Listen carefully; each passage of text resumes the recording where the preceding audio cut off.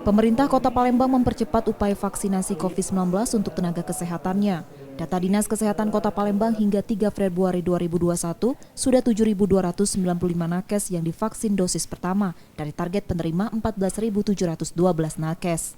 Sementara 507 nakes sudah menerima vaksinasi dosis kedua. Sebagian tenaga kesehatan belum divaksin karena keadaan kondisi sehingga vaksin belum diberikan, seperti hamil dan menyusui atau memiliki riwayat penyakit penyerta.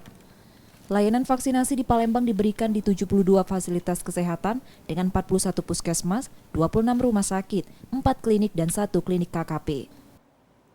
Lebih 50%.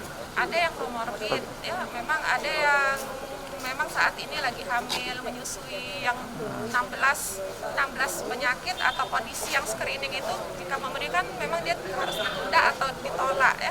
Nah, ada juga memang masih proses mereka pendaftaran juga kan, karena yang awalnya kita memang ada kendala di aplikasi, saat ini kan sudah lebih dipermudah dari Kementerian Kesehatan, sudah ada jalur, ada di aplikasi itu sudah terbuka, sehingga kalau misalnya pun tidak di aplikasi Piker itu sudah bisa kita input asal dia memang membuktikan dia sebagai tenaga kesehatan yang.